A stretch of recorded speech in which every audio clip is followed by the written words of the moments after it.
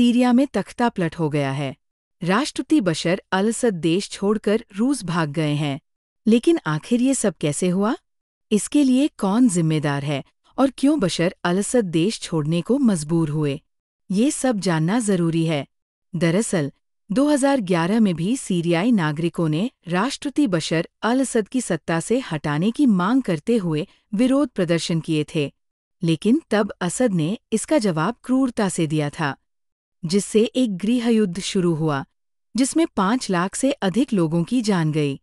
13 साल बाद 8 दिसंबर को असद देश छोड़कर भाग गए और विपक्षी लड़ाकों ने सत्ता अपने हाथों में ले ली। लेकिन असलियत यह है कि कब्जे के बाद भी विद्रोहियों के लिए भी देश चलाना मुश्किल है।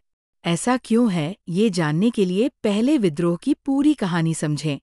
27 नवंबर से बदली कहानी तादें कि करीब 8 साल तक सीरिया के गृहयुद्ध में मोर्चे स्थिर रहे, जहां असद की सरकार रूस और ईरान के समर्थन से देश के सबसे बड़े हिस्से पर राज कर रही थी, जबकि विभिन्न विपक्षी समूह उत्तर और पश्चिम में क्षेत्रों पर नियंत्रण बनाए हुए थे।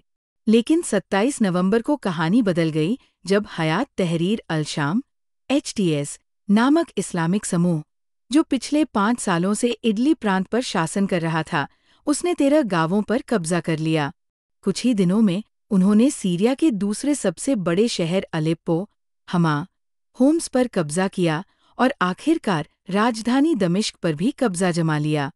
सबसे बड़ा क्षेत्र सीरियाई डेमोक्रेटिक फोर्सेस (SDF) के पास है, जो अमेरिका द्वारा समर्थित है और जो पश्चिम और उत्तर पश्चिम में कुर्दों द्वारा बसाए गए क्षेत्रों पर नियंत्रण रखता है। उत्तर में, जो तुर्की के साथ सीमा लगती है, वहां अंकारा द्वारा समर्थित सीरियाई राष्ट्रीय सेना है, जो HTS द्वारा नियंत्रित क्षेत्रों से भी बड़े क्षेत्र पर काबिज है। दमिश्क पर कब्जा करने के बाद HTS अब सीरिया में सबसे महत्वपूर्ण ताकत बन गई है और माना जा रहा है कि वह अब असद शासन द्वारा शासित क्षेत्रों पर नियंत्रण कर चुकी है। हालांकि ये समानता इतनी सरल नहीं हो सकती, क्योंकि सीरिया जैसे जटिल क्षेत्र में सशस्त्र समूहों के बीच नियंत्रण और प्रभाव के लिए लड़ाई जारी रहती है। अगर आपको हमारी ये वीडियो अच्छी लगी हो तो इस वीडियो को लाइक कीजिए, कमेंट कीजिए और हमारा चैनल सब्सक्राइब करना ना भूले।